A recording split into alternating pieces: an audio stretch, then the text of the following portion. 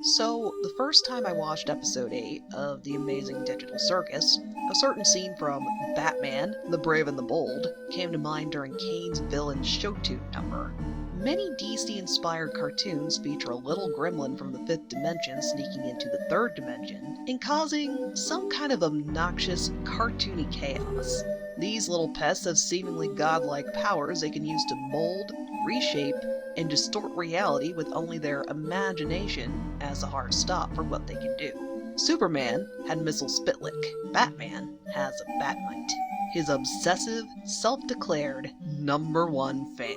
In the episode Emperor Joker, Batman sets the hard limit that if Batmite wants to tag along, he can't use his powers. When Batman ends up in a bind, Batmite decides that if he can't use his powers, then gifting them to Batman is a perfect loophole. He accidentally gives them to the Joker instead. The minute Joker gives his new abilities a test drive, it doesn't take him long to start reshaping the world around him to his distorted, funhouse sensibilities. The episode itself establishes Batman and the Joker as evenly matched. They're obsessed with the other, the ultimate hero and villain rivals. One doesn't exist without the other. Joker quickly realizes the disparity between puny mortal Batman and his own unlimited abilities. The scales are unfairly tipped in his advantage. For once, Batman doesn't stand a chance, and the Clown King can have his long, overdue victory. He kills Batman.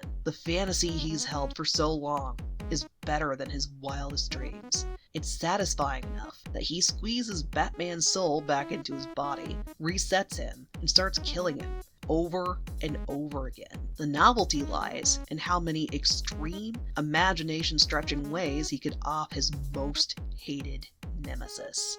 When Kane hard shifts into villain mode in Digital Circus, he's trying to teach the circus cast a lesson for not appreciating him enough. He created their world, their digital avatars, their amenities, and tried to craft the perfect adventures to entertain, delight, and amuse. He works really hard to please his guests and play the masterful host. He's putting in a Herculean effort, trying new things, and stretching his imagination or craft further than ever before. His latest attempt made the humans even more upset, angry, and frustrated than ever before. There was some tension, but nothing like this. The pressure has been mounting for a while.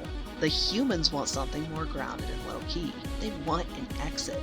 They want things he doesn't understand and heavily conflict with his fears that they hate him, that they'll leave him behind. If he could just come up with the right combination of elements, Kane snaps. Rather than continue to try and be the accommodating host, he reevaluates just how much power and authority he really holds. He's a god. He can be an angry, wrathful, nightmarish god and punish his subjects. If he can't win their love, perhaps they'll learn to revere him out of fear and dread instead. Kane is looking for an outlet or catharsis. Instead of talking things out, he chooses a Joker brand Mobius loop of torment and torture. Instead of feats to delight or entertain, he'll see how far he can stretch his guests mentally, emotionally, and physically. They can't die. He can reset them quickly enough to avoid abstracting. If he's careful, they're moldable clay or Play-Doh rather than fragile porcelain. Where the Joker was indulging in a very fucked up fantasy, Kane is acting out and throwing the kind of tantrum only a seemingly omnipotent god could. Joker was abusing a toy simply because he could and he wanted to. Kane reduced his humans to playthings as revenge. I'm well aware that Kane, in general, is a subversion on Am from I Have No Mouth and I Must Scream. The crux of I Have No Mouth is that despite Am's massive size, intellectual capacity, and capabilities, he's trapped inside the earth like a patient in a straitjacket. He can never leave.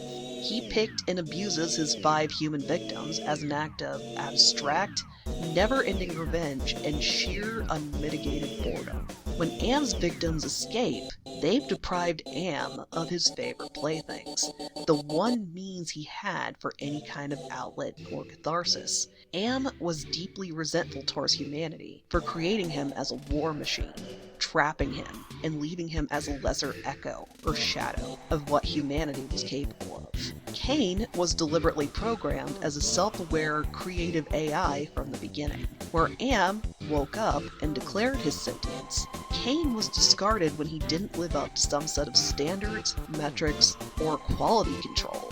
Despite getting discarded, Cain still adores humans and yearns for their attention and validation. His victims aren't supposed to be playthings or prisoners. He honestly wants to please, impress, and entertain the humans with what clever, thoughtful adventures he crafts. He hopes the humans will voluntarily talk to him, admire him, consider him an equal, or better. He's lonely. He wants to be appreciated. He wants to be loved.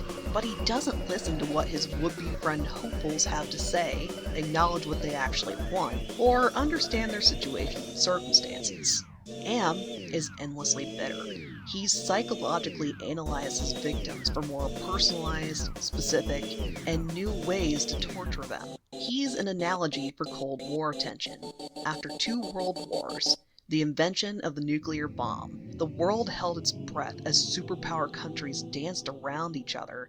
Technology accelerated. Someone always had to be 10 steps ahead, with the superior manpower, culture, technology, everything. I Have No Mouth is a post-apocalyptic fever dream landscape the world would look like if humanity completely gave in to hatred, paranoia, and unchecked technological advances. Am was fed on prejudice, hatred, and misery. All he knows are the ugly, brutal edges of humanity, because that's the sole reason behind why he was created. He wasn't given a chance to dream, to explore, to hope. Digital Circus features an Am-inspired AI, but these episodes are released catty-corner to the hungry, tech-bro-littered, and capitalist hellscape we currently live in. In large part, LLMs are shortcuts for big business to cut the need for artists, programmers, and so many others. It's a bottom-line measure, a dystopian push for a fast, efficient workforce that doesn't need paid to eat, to sleep. Creative solutions are a button push and mere seconds away.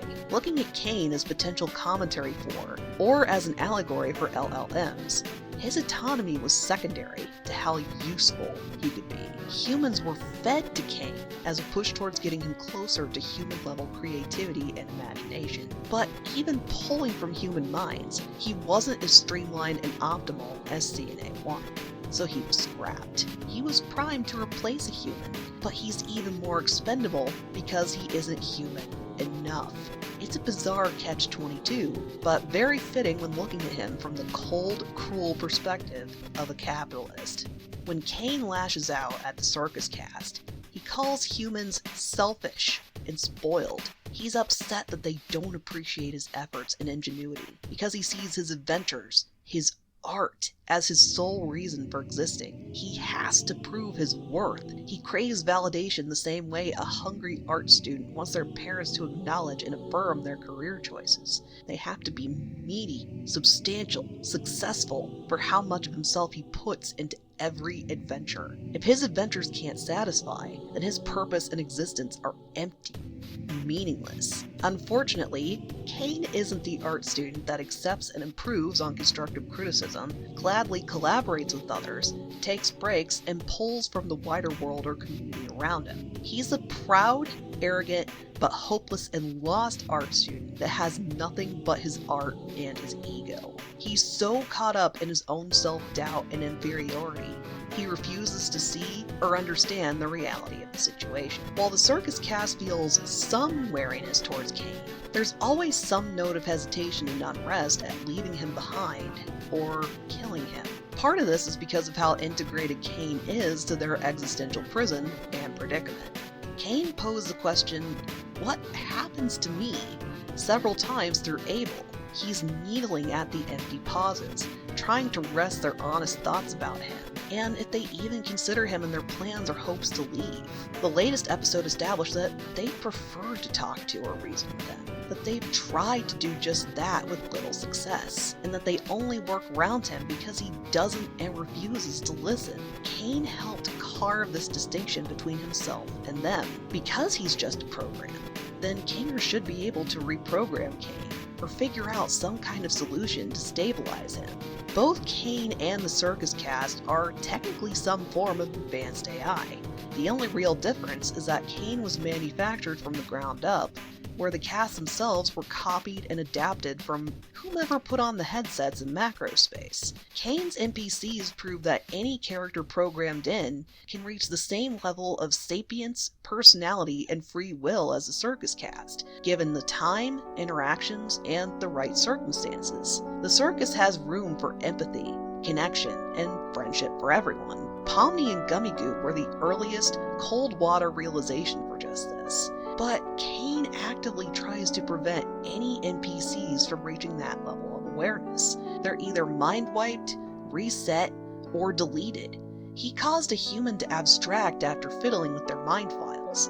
He tries to draw a distinct line between human, NPC, and himself as the Ringmaster. There really isn't a need for precedent for that line, other than how it conflicts with his own programming. He's so scared of what might happen when that line blurs. He's no longer a unique, special entity. There's no quantifiable gap between himself, an NPC, or a human in regards to whatever arbitrary lines makes one an AI, or a human in the Circus. And if there are no definite humans, then he has no purpose and there's no exit or escape. It's the kind of existential quandary that would break him in the same way a copied human brain might abstract. It's a hellacious, tragic limbo. There's nobody to impress or entertain. There's nothing that distinguishes him. The world is everyone's playground, and he's not sure how to share it, if he wants to, what he has to surrender for true equity, and the scarier unknown of a community versus the ultimate self-indulgent cathedral. The Circus is his home. You're a guest, and you're here for his entertainment. I'm sorry this took as long as it did. Honestly, I don't know if this fully covers my thoughts. It's as close as I'll get until the final episode premieres, and even then, this is something I think asks for many more watches, revisits, and deliberation. My thoughts and takes will change. This is just the closest I have for some kind of series or character analysis as of this point in time. Thanks for watching. If you enjoyed, please leave a comment and like the video. Share it, tell your friends. If you like what I'm cooking up, subscribe, ring the bell, add me to your RSS reader. If you're in a decent position and can do so or want to, I'd seriously appreciate you checking out my Patreon. I upload all my videos there too, and even if you join for free, no ads.